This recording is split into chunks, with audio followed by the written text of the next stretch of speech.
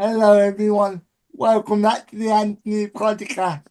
And today I'm joined by a somewhat, a Mhm. somewhat recurring guest, my good friend Tom Todd Rubbish. How you So doing? are we at the point now, man, where it's like there should be a co-host segment between my name? I'm Yeah, just funning you, but I'm just genuinely curious. yeah, I think you have the record for the most appearances now, I think so, yeah. But it's always fun to chat with you, man. You know that. and it's a good way. It's a good way to start the new year off. Yeah, definitely, man. Like, I'm really excited to see what 2025 has in store for me and also in store for you, dude. Because you've done a So lot this year. You smashed it. same here, mate. Well, last year, but I know what you mean. At the Sorry, time, this year, last year. at Like, the time of recording this year, yeah, yeah, yeah. You've smashed it, pal. I appreciate that, mate. I want to take this back to the start, Tom. So, what made you want to start doing videos? So we've spoke about this a lot off camera, and it's like it was the quarantine of 2021 because the quarantines of 2020, Tom did not take very well. Tom was a depressed mess that just ate junk food, sat in his pajamas, and just complained. Do you know what I mean? Because I've told you this story, I think, dude, Yeah, where the quarantines were just announced the week before my 21st birthday. So I had all these plans, all these things. Do you know what I mean? yeah. What, That just went up in smoke. what a way to celebrate your 21st I birthday. know, dude. Hey, I know. I know. So yeah, first lockdowns and even part of the second, I didn't take very well. So by the third one, my family were like, "Tom, you need to think of something, otherwise your mental health will just go terrible." And I went, maybe I could start making videos because I'd been gifted an iPad by a family at this point, and it's like maybe. Like I had Tom Talks Rubbish, do you know what I mean? And just didn't know what to do with it. It was like, maybe. Okay, so at the start I just uploaded a bit very similar to you, dude. Whatever I wanted to talk about, I just yeah, uploaded. Does that make sense? yeah. Honestly, honestly, I thought you started doing your videos in 2020 because I seem to remember seeing one of your interviews in It 2020. might have been actually, yeah, it might have been 2020 actually, because I always get the dates confused. Like 2020 and 2021 were just years that went blurred together. You know what I Yeah, mean? Like, I knew what you meant. They yeah, they all they all join into one. exactly. So yeah, it might have been 2020. And that's when the interview came about, which is just a good friend of mine and a support worker at the time decided to move away during Yeah, quarantine.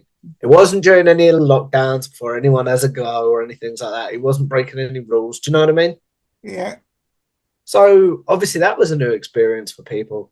So that one did reasonably well because Adam Pacitti of Cultaholic Wrestling saw it and was like, I'm going to give that a retweet. I really enjoyed this. yeah. So that did reasonably well. And then again, I just uploaded whatever I wanted to talk about for a little while and things like that. And then I think I always get these ones around the wrong way. I think the next one I did was with the lady that ran the care company I was affiliated with at the time. And Yeah. then I interviewed a new carer. I always get these around the wrong way. But I just did them for a few months. And then, as part of my trying to figure out where I belong in this space era, I stuck up 10 interviews I'd love to do this year. And the great man is Adam Pacitti from Cultaholic was on there. And I believe you were as well. Yeah, I believe so. I certainly was. So I basically, But and I don't know how we saw it. I've told this story loads of times. I don't know how he saw it, pal. He saw it and was like, yeah, I'll come on. I'll yeah, even, I wasn't proficient with this at the time. He's like, yeah, I'll come on and I'll even but yeah, uh, yeah, set everything up for you and edit it for you. And I was thinking, I'm sorry, what? Like, what? Like, what is my life? Do you know what I mean? no, you're so you're really fortunate that you got to interview one of the biggest personalities in the wrestling media space pretty early on in your career. Well, I always feel awkward like calling it a I career, know but what you you know mean, what I though. mean. So here's the thing: we've spoke about this a lot, haven't we? I don't like that. I do not like that interview, pal. It's like shouty Tom talking over him and didn't have a format, didn't know what I was doing, hadn't done any research. It's like when you do something for the first time at all, it's not going to be great, is it? Yeah, I'm in the same thing. Like, like in a nice way, I remember saying to you, you need to calm down because it was Yeah, yeah, and I know overwhelming. that now. Like I've spoken to other people, and like Adam's got an open invite if you ever wanted to come back on, because I do feel like I've really mastered my craft. Always sounds wrong, but like Sure, I I know what think, I'm yeah, doing now, if that makes sense. would the right word be mature as an interviewer? Yeah, matured as an interview is a good way of putting it, dude. Yeah, yeah. Yeah. So if we take it back, how did you come up with the name Tom Talk Rubbish? So to peel it really back, Tom Talks Rubbish is. I've always been told by kids it's a very British phrase, isn't it? And like I've always been told by family, you don't have to talk some rubbish. Do you know what I mean? Yeah, So to peel the curtain back, Tom Talks Rubbish was just going to be the like good mic work. The guy that the guy good mic work yeah. that has I a know good rest. might work, yeah. Yeah, yeah. He said to me on his channel, he just got the name because that was going to be his wrestling YouTube channel. Do you know what I mean? That he watched wrestling on. And I was Yeah. like, that's very similar to my story. It's just like, I didn't want to just put my shoot name. I thought that's boring. I, No worries. I just said, I, like, very similar to good mic work. It was it was just a place for me to watch videos. Some Talk Rubbish was just like I got told as a kid you didn't have to talk some rubbish. So it was like Tom Talks Rubbish, yeah, let's do that. And it wasn't intended to be a YouTube channel that I uploaded videos. It was just going to be a channel that I watched videos on. uh, so, so I seem to remember early on, you were doing top 10 videos, like, for example, top 10 interviews you would like to see Chris Van Vliet doing things like Yeah, that. yeah, yeah. This is what I'm saying. The early days of my channel were like, I don't know what I'm doing. I'm just going to chuck things at the wall and see if they stick. One of your most underrated earlier videos, in my opinion, is like I think it's called the top 10 TV series or the top 10 series that you did. Yeah, something like my top 10 favorite TV series, which Yeah, was, yeah. And then, yeah, that was a fun video. Like, I thought about do I set up another channel and just be like, I'm going to do that again. But I don't know. It's nice to have the interviews as my creative outlet and then be able to step away. Does that make sense? yeah. So, so you mentioned earlier on that your first interview was with your carer. So I was wondering, how did you come up with the idea of interviewing? So as I said, he moved away, and I figured out there'd be challenges within moving away within a pandemic. So we were just sitting talking one day over. I think we was having a beer, and it was like, dude, while you're in town, could I interview you for my YouTube channel? It's at the time he was thinking, yeah, but why? Because obviously you would find that with normies, they're like, why? I'm not special. And then you think, I started telling him the idea, and he was like, no, I really like that idea. At first, is it fair to say you were trying to emulate people like Chris Von Vliet because that's who you were watching at the time? And the I don't instinct, know. I just think you're probably right. I emulated what I saw. Does that make sense? yeah, It's everybody, like, when they're first starting something, everybody emulates somebody at first, don't they? yeah, Until yeah, yeah, their definitely. voice. So, yeah, I think it was, but I don't think it was done out of any maliciousness or like me wanting to be him. It was just like, yeah, this is how I've seen interviews done before. I've always just enjoyed talking to people and finding out their stories. Yeah. That, that when do you know the Adam Victory interview? Was that your first dive into wrestling interview? Yeah, that was, yeah. Don't get me wrong, I'd had people on to discuss wrestling and things like that. Yeah, yeah. That was the first one, yeah. That as you mentioned, you were a bit all over the place in that interview, to put it politely. Yeah. So Yeah. so did that interview come out from about last minute? Oh god, yeah. Like Adam sent me the DM and I was like, he gave me 2 dates, which was, I believe, the night he sent me the DM and then a couple of days after. Hindsight, I should have taken a couple of days after. Do you know what I mean? Yeah. So that do you think if you would have taken a couple of days after, do you think you would have been able to like process it a bit better, maybe? Process, research, Yeah, you know. the format, everything in between, dude. Yeah, everything in between. So, so how did we get connected? Did I reach out to you or did you reach out to me? I believe you reached out to me. I believe you saw that Adam one and was like, good, gave me some tips and things like that. And we just kept talking. And then you invited me on pre sort of, I don't know, like pre when I started doing wrestling interviews full time. So I think that's what people need to remember. Even though I got the Adam interview, I was still posting what I liked at this point. I didn't become consistent with the wrestling interviews till around the end of 2021, beginning of 2022. So, so for you, what was that moment when you said, "Okay, I'm gonna go full force into the wrestling side of interviewing"? So it wasn't like I made this my plan. It was just the Adam one did reasonably well, which started a relationship with Cultaholic, which meant they came on. So I had interviews in the bank. And then I got connected with Dom Smith from Give Me a Whole Yeah and And then, WrestleSpear, who I'm sure we'll talk about later. and then And that, sorry, I don't mean to cut you. Carry on, mate. Sorry, apology. Carry on.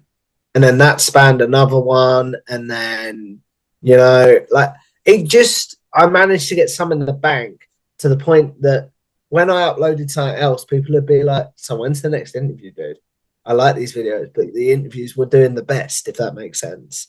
Yeah, yeah. I understand that. I think I first came aware of you through Dom. To be honest, I think so. Yeah, yeah, yeah.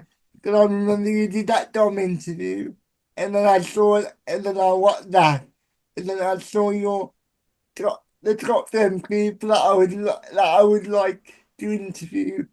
Obviously, as we've said, I would have that list, and then I reached out to you and said I'm down, and then Yeah, the rest is all history, as they say. yeah. And I think what people need to remember is I was very lucky during the pandemic. I got people when, for lack of a better phrase, dude, they had nothing else to do. Does that make sense? Yeah, So I was very lucky to get the likes of Adam, Jack the Jobber, and people in between. yeah. So moving on to your interviews. Yeah. So when did you think you were starting to build momentum in terms of names? I'd say the start of this year because we had some big interviews at the start of this year, and I spoke to you off camera, and like because we kicked off with Pete Quinnell from Wrestle Talk at the time. He was with Wrestle Talk. We kicked off with him promoting his new channel. We then had Steve from Going in Raw. We then had somebody who's controversial in the wrestling industry, but I love that interview because I really feel like we got to see the man behind him, JDMY, and things like that. Yeah, I'd say, to be honest, mate, it was the start of this year, and then due to some problems I had at home and things like that, my momentum did stall a bit because I wasn't recording as regularly and just putting interviews in the bank and things like that. But then when I moved into this flat, when I was becoming consistent, I had a routine and things like that. I really feel like the momentum picked up again, and I'm Like, really happy with where we are now. so you mentioned moving into your own place. So how do you think that helped your content and as a person? Content, it gave me no excuse, for lack of a better word, to Yeah, not record or to not think of ideas. Because, like, the excuse I'd always give is, oh, my house and bedroom are really noisy because my mum's working and things like that. Do you know what I mean? yeah, Yeah, my house and is really noisy because my mum's working and things like that. So, oh, I can't record today. Now that I live on my own, dude, no excuse. Does that make sense? yeah.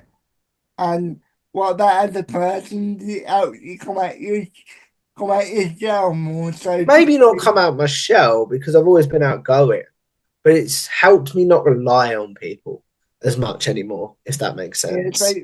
so it helps you to be a bit more productive in like everyday life. It Bit more productive, bit way more to self put it. sufficient, everything in between, really, dude. Yeah. Like we've we've spoken about this before when you said to me when you first moved out, yeah, your diet was your diet was horrendous. So Oh, God, yeah. so God, yeah. so it thing so when I'm saying it helps you to be more self sufficient, obviously in things like diet in terms of like what you're taking in, how much how Yeah, yeah. are you consuming and things like that. Yeah, yeah. And I think my diet went out the window when I first moved out because I had no one to say, oh, Tom, you shouldn't be putting that in your mouth or you shouldn't be drinking that. Does that make sense? Yeah, So I did act a bit like a kid in a candy store. yeah, Like you talked about it making me be more work orientated, which it really is. But like the most arsehole thing to say is this ain't work to me. I do this because I enjoy it. And if I stopped enjoying it, I'd be gone. Does that make sense? yeah. We've spoken like in real life job at cinema. Yeah. So how do you think that has helped your content and what exactly do you do at Cineworld if you don't mind me asking? So at Cineworld, I'm basically, because every ticket can be bought online now, I'm Yeah, basically the guy that will check your ID and be like, sorry, boys, you ain't getting in. You're 15. This is an 18. Or vice versa. You're like 12 and you're trying to get into a 15. That ain't happening. Does that make sense? yeah, I'm that guy. And you talked about it helping me with my podcasting. I feel like it's more the other way around. The podcasting helped me to talk to different people because I was very sheltered before I got my job and only interacted with friends and family. So having to talk to strangers really helped me. On the talking to strangers like this helped me with talking to them, and you're in the, like, for lack of a better word. Yeah. yeah, that that so has anybody ever recognized you from your YouTube in Cineworld? So not in Cineworld, but I've been to shops and I've told this story before, but and I like this story. It's quite funny. But there was a guy in because we have a small like secondhand video store in Yeah, my hometown yeah, that sells games, DVDs, and things like that. And there was a guy. I had a Cultaholic shirt on, and he went, "Oh, you're a Cultaholic fan. I'm a wrestling fan too." Like, and that started. And then he was just talking about wait, I know your face, sort of thing. Are you the guy that interviewed Adam Pacitti in 2021? And I was like, oh God. Oh God. Because as we spoke about earlier, I don't like that yeah, interview at all. I just wanted the ground to swallow me whole. And I was like, yeah, that's me, dude. And he was like, oh, mate, you're great. Like, I love some of your interviews because he'd seen other ones Yeah. and things like that. It's like, doing what you do is really cool. And I'm like, thanks. He was like, can we take a picture? I'm like, yeah. Like, why? It's something that I couldn't get my head around for a while. And like, I've been to shows with not Adam, with Kenny McIntosh from Inside the Ropes to meet Kurt Angle, William Regal, and people like that. And then it was like, I've been recognized there because I've had Kenny on my show. And it's like, how did I get here? Like, people recognizing me there is very weird as well. Yeah. So, so as you mentioned earlier, you didn't like the Adam Pacitti interview, and I think we can both agree that's not your best work yet. But you've also told me in the past you've not liked certain interviews because very similar to myself, you suffer with imposter syndrome. So Oh God, yeah, God, yeah. So yeah, I don't know if it's I've not liked the interviews, dude. It's just like I sometimes look at my channel and I'm thinking, I'm gonna wake up in a minute. It's gonna be 2021. I'm gonna have been in a coma because something happened. And it's like, yeah, I do sometimes think it's like, how did I get here? More than not liking something, it's more like, how did I get sort of thing. oh, but I don't want to speak about myself too much, but from my mindset, it's like why are people enjoying this stuff? It's not that good. That's how I look at it. Is it the Yeah, same yeah. or And not? before I moved out, I really struggled with that. Not so much now because, like, I know I've put the work in. I have the time to do the research and things like that. And sounds cheesy. You talked about this going out on the 1st of January. This week, I will have my top 10 favorite interviews of 2024 going out. And that was hard this year, dude. This was the first year that I was like, you really found your voice this year. Does that make sense? And I know my place in this space now. So, so for you, for you, where do you think what this is a bit of a deep question, but where do you think your imposter syndrome comes from? Do you think it's because of your disability or your just your outlook on your content or your videos? I think it's more because they're virtual. Do you know what I mean? And I've never met, say, Chris Van Vliet in real life, got to shake his hand, actually meet him. So, you don't know. People could be putting on a smile when they're in the Zoom thing and then thinking, well, that was a fucking waste of time. Excuse my language. Do you know what I mean? When It's they close okay. down the window. It's okay. You can say what you want within reason, of course. Do you get what I mean, though? Like, with Yeah, being virtual, people might yeah. be all nice on camera, but then be like, oh, that was a waste of time. It's Don't do his show. like it's easy. I'd say it to you like this: it's easier to be nice when you're doing virtual interviews than it is face to face. Like you know what I mean? Because when you're face to face, I find it's easier to pick up a little cues. Like if somebody's not into it, it's easier to tell. I think in person than it is virtual. Yes. Yes, yes, that's exactly what I mean, my friend. You've got that exactly right. Do you know what I mean? Yeah, Like, because I don't know, like, I could tell that, like, say Chris wasn't enjoying my show, for example, I could be like, okay, let's wrap this up. You could see that on his face. Whereas virtually, you struggle with that sometimes. Does that make sense? So you're yeah. 100% right there. because sometimes it can be internet issues, sometimes it can be audio issues, sometimes it can just be a case of their camera's not working or your camera's not working or whatever it is. I'm somebody that is struggled so much when I can't see the person. If they say to me, I can still do it, but my webcam's broken, I would say, can we reschedule, please? Because I don't feel comfortable doing it unless I can see the person. Why do you think? Why do you think that is that just the way your mindset is? Or is there, Yeah, it's just the way my brain works, dude. It's nothing. anyone did or anything. It's just the way my brain works. Does that make sense? Yeah. So, so what would be your advice to somebody for getting over imposter syndrome? To be honest, dude, if anyone's got any advice for me, they can let me know. I don't know. It's just like I put this picture up on Twitter the other day, and you retweeted it because you liked the logo, and it's like, remember where you came from.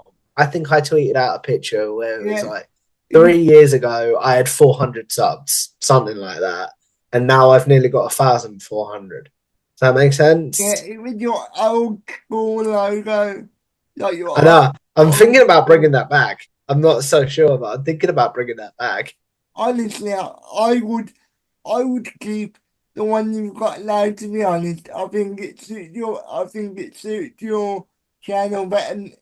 I think it suits your channel better for what you're going for. To be honest, No, and I understand that. But anyway, it's to remind me where I've come from. I post things like that to be like, and I celebrate little milestones. I know, like, an extra 10 subs to some people might not be amazing, but to me, it's like, oh, that's great. An extra 10 people are invested in my content. Does that make yeah. sense? And I I always think it's important to celebrate the little milestone because it makes the big ones even better. Yeah, I agree with that, dude. I really do. So, so, so I want to go back a little bit to the Adam interview. Do you know if you were to speak to Tom from that time period, Oh, as I said to you, dude. what would I you would say to say him? I'd say to him, take the Wednesday slot, do some research, get a format, maybe even pay for your family to go out for the evening, so you're on your own and things like that.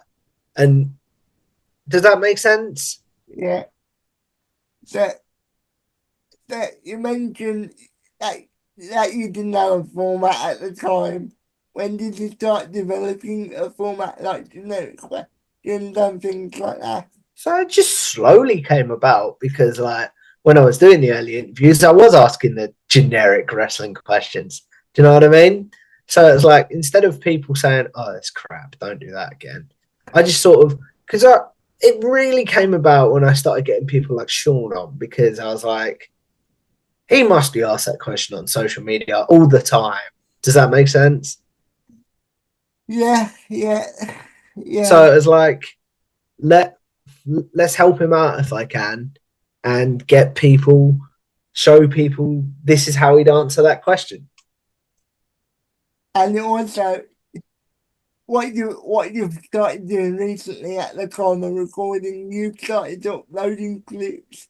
Yeah, Mm, obviously, if you're doing generic questions, you can put that as a clip exactly, over yeah. on YouTube or on other social media platforms, and then they can share it or do whatever they want to it, and then they can Exactly. post So it. then instead of somebody having to watch, I don't know, some of my interviews go an hour interview, and the last 10 minutes is generic questions, they can get straight to what they want to see. Does that make Yeah. sense? As we mentioned before, nowadays people want the instant content, don't they? Yeah. And sometimes, I don't know about you, but sometimes when I'm interviewing somebody, yeah, it can be hard to figure out what to put in the clip and what not to put in the clip because obviously what you want to make every single clip different, like as a topic, but sometimes the interviews don't play out like that. Like it's No, no. And like, that's the thing. That's why I do sort of have segments, for lack of a better word. yeah, like It's like, and sorry, also, as a good friend of mine, Ben Veal, said when we spoke recently, it was like, it's become your thing now. Like, it's part of your charm, for lack of a better word, that they will get asked the generic wrestling questions and be helped with not having to answer them again. yeah, yeah. that's a good, as I've said, that's a good way to do it, mate, 'cause it helps your video to stand out to a wider audience. Yeah, I agree. So, so if we got, so if we move on to like the Sean Rossa, Sean Rossa interview, yeah, what was that like interviewing one of the biggest journalists in the game, or That was fine because by that point I'd gained confidence as an interviewer. I knew my format, knew the questions I'd ask. Sean knew what he was in for lack of a better word, because he'd seen content and things like that. So that one turned out really well. And for a long time, until recently, was the interview that I was like, this is a sample of my work. If you want to see a sample of my work before you come on my show. do you, do you find it better if somebody comes into it? Do you find it better if somebody comes into an interview already already aware of your stuff, or do you or do you prefer them to come into it brand new? It's a case by case basis. It depends who it is, how outgoing that person is, um, how willing to answer questions they are, and things like that. It's a case by case basis, Anthony. Yeah. So you did the Sean Ross, you did the Sean Ross that one, as I just said, but off the back of that you got to interview the owner of Fightful, Jimmy Jimmy Jimmy Van, I can never say his surname, Jimmy apologies. Van, yeah, Jimmy Van. Yeah. So what with that, like interviewing the owner of one of the biggest wrestling websites out there today. That was great again because I've never told this story on camera, so you're getting an exclusive here. I stole this trick from you, which is just atting people on Twitter or social media and being like, "Here's a sample of my work if you want to come on." Do you know what I mean? Yeah. So, let me ask you a question. I've never asked you that before, but how did that come about for you? Just quickly before I talk about the Jimmy thing, Say that again. I how did. did you get the confidence or the idea to be like, I'm just going to at them on Twitter, and if they respond, great. Yeah, there's no real deep story. I just thought, why not give it a go? And Yeah. a lot of the time it worked, and a lot of the time it didn't work. To be to be honest, I wish I had that mindset now. To be honest, No, and I get that, dude. I really do. So, like, funny story. I don't know what came over me one night. I was sitting playing GTA, and I went, oh, I have to have Jimmy on. But I knew very publicly he didn't do interviews. So I just thought, in for a penny, in for a pound, as we say in England. Hi, Jimmy. My name is Tom. Here is a sample of my work with Sean Rossap. Would love to have you on. And then about an hour later, he replied and was like, I don't normally do these, but Sean's put you over to me and like saying like you're great, do yeah, his show sort of thing. And it was like off to the races from there. So again, the Jimmy one was great because it was like that's my exclusive. And I don't think anyone else will ever get him unless he does a long form one with Fightful. Does that make sense? yeah. So, so I have a bit of I have a bit of, I have a bit of a personal question. So, so for me personally, I think, do you ever get jaded? Do you ever get jaded when you reach out to people for interviews where you go to reach out to somebody, but then you say, but then you say to yourself, they're not going to respond, or they're not. No, no. I feel very lucky in that respect that I still enjoy this. And if I did become that jaded, I'd be like, maybe I'm burned out. Maybe I need to step away for a bit. Maybe I need to just let the interviews run that are going to run, take a break, and then return after a few weeks. Does that make sense? Yeah, because with me, it's not a case of me. of me not enjoying interviews. That's not what it is at all. But I just think nowadays I just don't have the same. I don't. Confidence? It's not even confidence. Like I just don't want to be that guy sliding into people's DMs.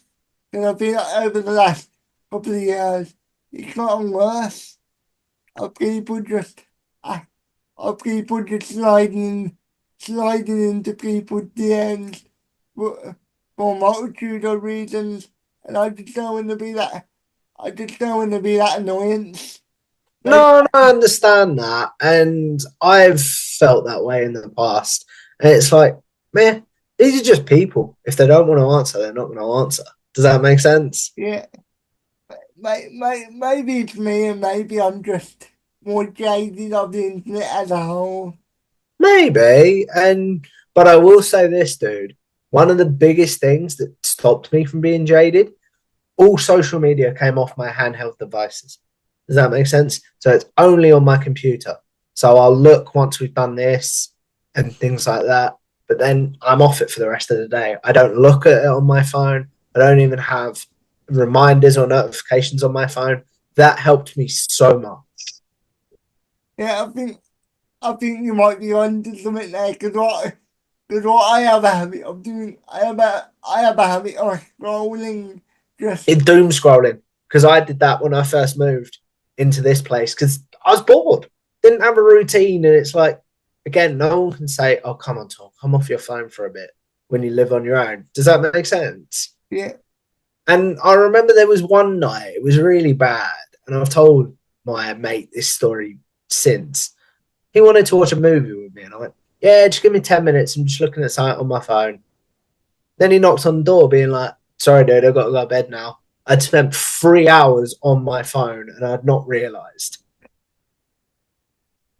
that that's really bad. That's what I'm saying. That's why that was the moment I was like, okay, these have got to come off my phone, even just for a little while. And then my plan was to put them back on. And then I went, no, I'm good. I'll look when I need to. But other than that, I'm good. You you really helped me today, Tom. So I appreciate that. No problem. So you mentioned that you interviewed the owner of Fight for Human Fa Human Van, yeah. So Yeah. so do you, so do you know on the occasion that you might suffer with imposter syndrome, what you have to remember is not No hardly one else has got that interview. hardly Yeah, anybody exactly. got that interview, so you just need to put that into perspective. And also, Yeah. how many people have made an impression on John Russell that is recognised other people from your interviews. Yeah. Oh, I know the story you're going with this, isn't you? You're talking about Sam Smith from Give Me a Would Ho, you, yeah. would you explain that story, please? Yeah, so again, I've only heard this story secondhand, but like Sam Smith, who's been on your channel before, been on my channel a Mm, couple of times, works for Give Me a Ho, yeah, with the great man yeah, that is Dom Smith. I yeah, believe it was Clash at the Castle. Sam can correct me in the comments yeah, if this is wrong. I believe this is Clash at the Castle. Sam just went up to Dom and shook his hand. Sorry, just went up to Sean and shook his hand and was like, pleasure to meet you. Uh, and he was apparently, Sean was like, I know you, you've done Tom Talk Rubbish. Great to meet you, sort of thing. And I was like, so when I hear stories like that, that puts things in perspective as well, dude. This is going to be a bit of a weird question, so I apologise in advance. So uh, do, do you think your disability has helped the content in any way, or not really? Maybe. And to be honest, dude, that's something that fueled my imposter syndrome because I do sometimes wonder, have I only got this because of my wheelchair? So, so what is your big ultimate goal for 2025? in I don't terms know, dude. I of don't know. personal? I'd love to land Simon Miller this year. That'd be cool for like content wise. That'd be fun. Like, I'd love to do that. I'd love to, I don't know, land some big interviews. But again, I just want to keep having fun, dude. Does that make sense? Yeah. What would you what would you what would you ask Simon Miller if you had the opportunity to interview him? Oh, mate, you know how I believe it's Sarah O'Connell from the Sarah O'Connell show um, said to me during our interview, she'll see someone on TV and just start a Word document to try and get them when she gets their interview. Oh, I've already got one of those, pal. I've already got quite a few topics I'd love to cover with Simon. The- can you give us one main one? I'd be fascinated to talk burnout with him because obviously he does everything. He does the gym stuff now. He does the uh, wrestling stuff. He does the Arsenal stuff.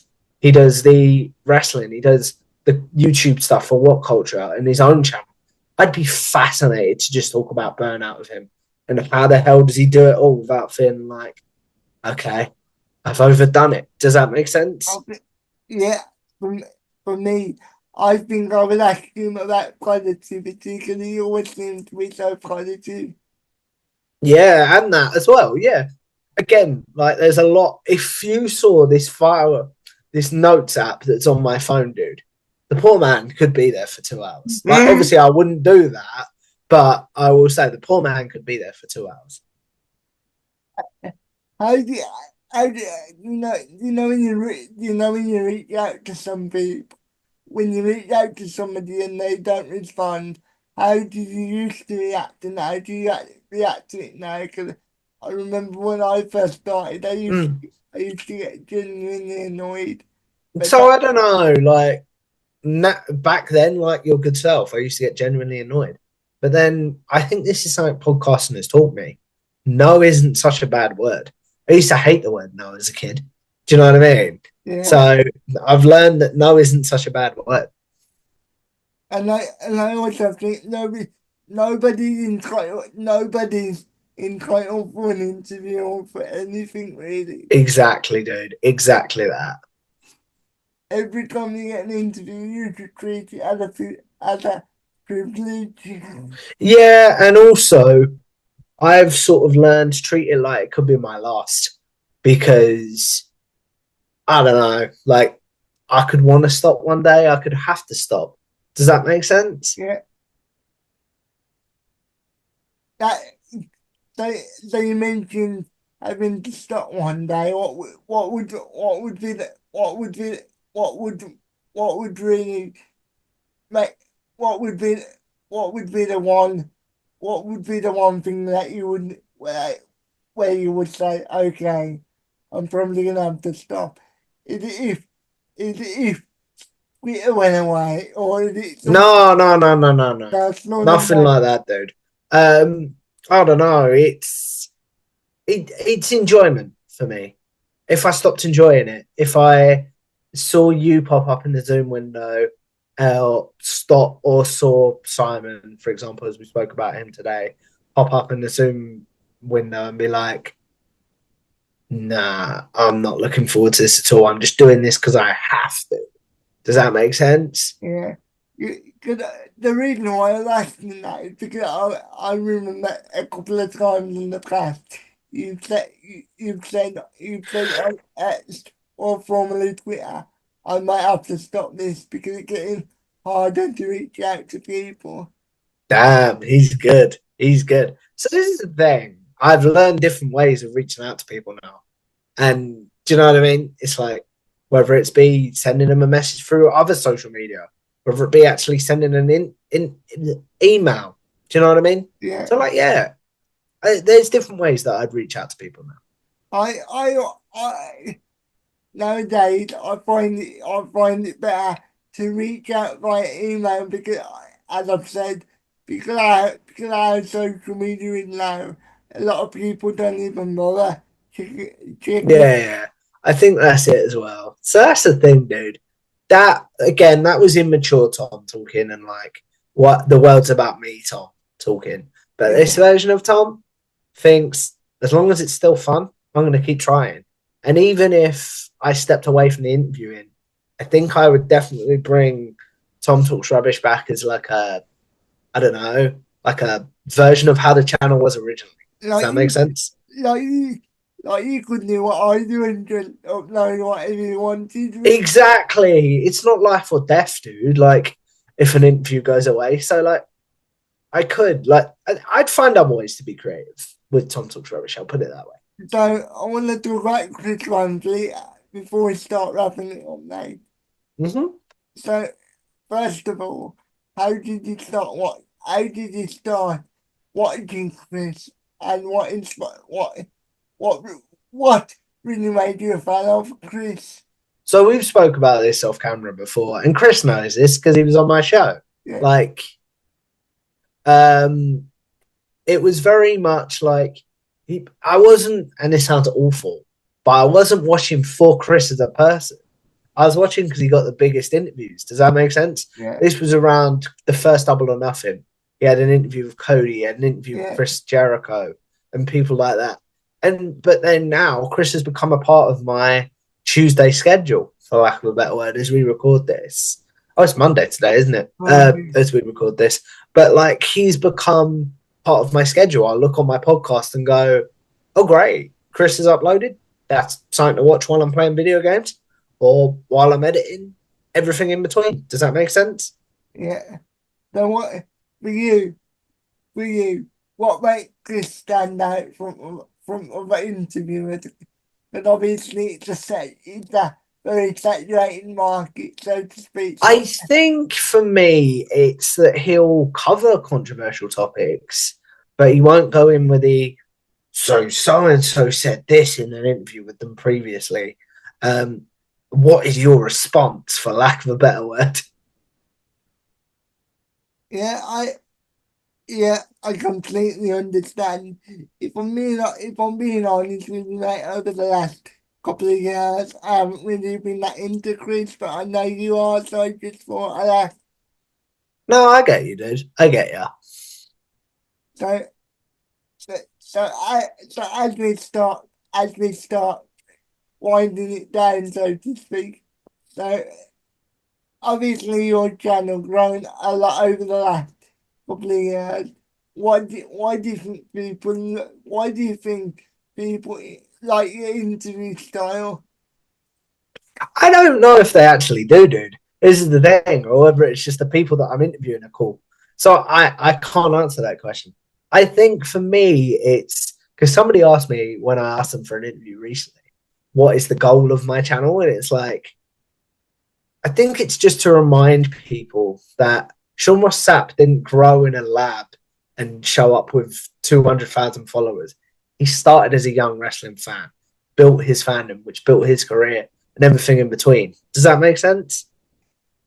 Yeah, that the one thing I will say, mate, people do care about you because you have over 1,000 subs, and yes, 1,000 subs to some people might not be that much, but if you put 1,000 people into a room, Oh yeah, like the it's analogy I've always used is if you invited 1,000 people over for dinner, that'd be a lot.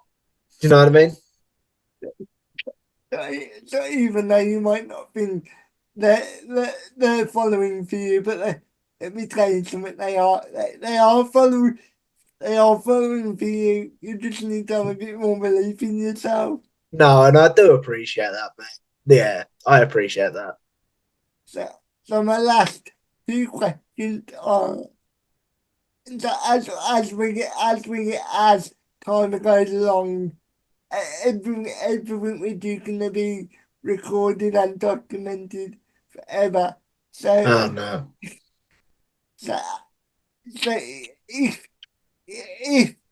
if somebody said, "Okay, Tom, you can only okay, Tom, you can only have one piece of content.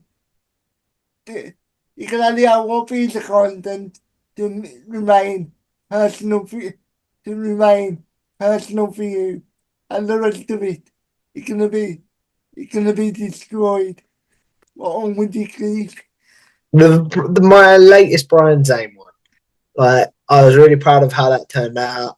I was really proud of how the everything went well. Whether it was the internet connection, the chemistry between us, the interview, everything just went well, dude. And I was really pleased with that one. Over the years, you've gone from editing, either not editing the videos at all, to maybe doing a bit yourself.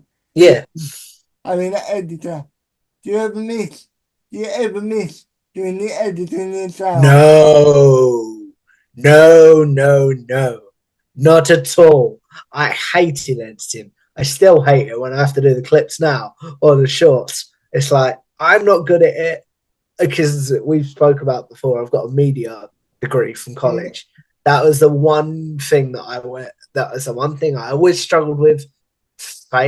Didn't fail on it, but was the thing I got the lowest marks on, and things in between. Yeah. So no, I can leave that to others. Thank you very much. I mean, for me, yeah, I enjoy doing it, but I'm not very good at it. And So, that's the other thing. I'm not good at it either.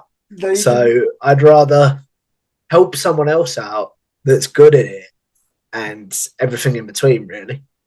so it's a bit of a a double-edged sword for me. 'Cause I like to do it, but I'm also perfectly aware, yeah, that I'm not the strongest of editing, but but it gives me something to do, so I enjoy doing it.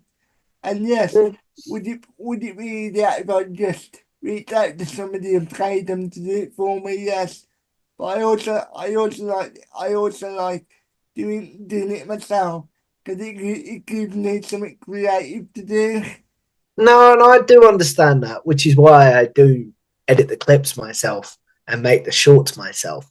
But when it comes to the big projects, I'm happy to hand that over to someone else. Yeah, so I want to thank you for coming on, Tom. So do you want to take a minute to promote anything on your social medias? Yeah, if you guys want to follow me, you can follow me at Tom Talks Rubbish on Twitter or same on Blue Sky. And uh, if my YouTube channel is Tom Talks Rubbish, where I've interviewed the greats in wrestling media. This fine gentleman has been on a couple of times as well. And and if you ever want me to come back on, mate, I'll be happy to. I think we said we're going to set something up for this year as this goes up. Yeah. Yeah. Cool. So thank you everyone for giving us some of your time. Stay safe, stay happy, and thank you for the support. If you want to follow me, it's Anthony Talk One on all social medias, Instagram, X, Blue Sky, TikTok, everything. So thank you for the support. I want to say thank you to Tom once again for coming on. And honestly, Tom, you're doing a really good job in the wrestling interview space.